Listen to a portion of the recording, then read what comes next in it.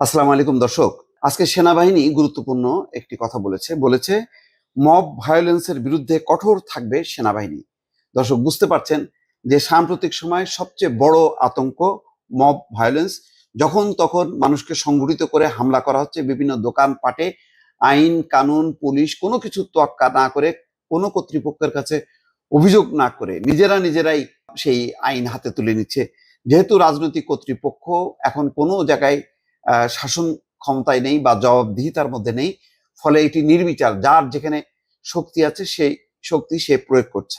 একটা বিশৃঙ্খল পরিস্থিতি কোনোভাবেই পুলিশ বা সেনাবাহিনী সেটি সামলাতে পারছে না, এবং পালার কথাও না, যেহেতু অন্তর্বর্তীকালীন সরকার, তার জায়গায় শুধুমাত্র প্রশাসনিক কাঠামো আছে, সেই কাঠামোটা আবার নানাভাবে বিতর্কিত।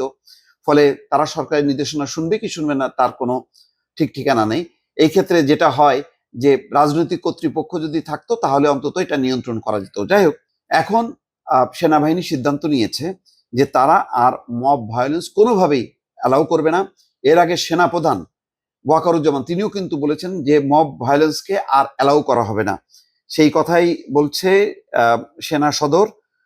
কঠোর ব্যবস্থা নেওয়ায় মব ভায়োলেন্স কমে আসার কথা জানিয়েছে সেনা সদর। ইতিমধ্যে কিন্তু বেশ পদক্ষেপ নিয়েছে, বেশ কিছু ধরপাকড়ও করেছে, ফলে এখন কমে এসছে।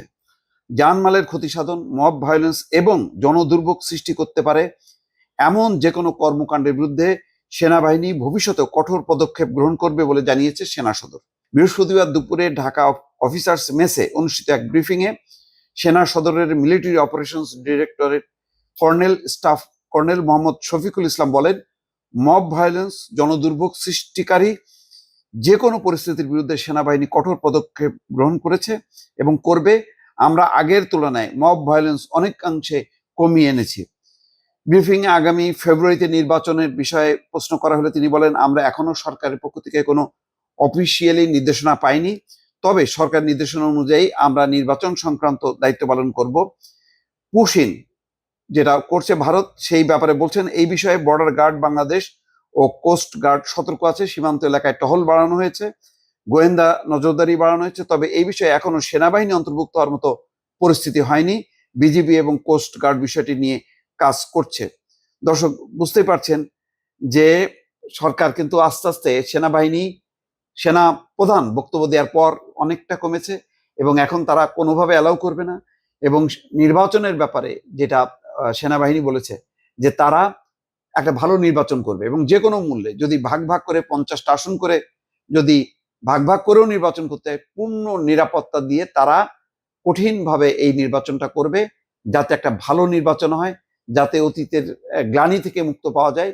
কিন্তু এই মুহূর্তে যেটি সবচেয়ে বড় সংকট ছিল মব ভায়োলেন্স, সেই মব ভায়োলেন্স সেনাপ্রধান হুঁশিয়ারি দেওয়ার পর কমেছে, এবং সেনাবাহিনীও কিন্তু ধারাবাহিকভাবে কিছু ব্যবস্থা নিয়েছে। কিছু ইনস্ট্যান্ট রাস্তার মধ্যে কিছু মানে শাস্তিমূলক ব্যবস্থা বা পদক্ষেপ নেওয়ার পর সেটি আস্তে আস্তে কমছে, এবং এটি একেবারেই শূন্যে নিয়ে আসার প্রত্যয় সেনাবাহিনীর। দর্শক ভালো থাকবেন, আল্লাহ হাফেজ।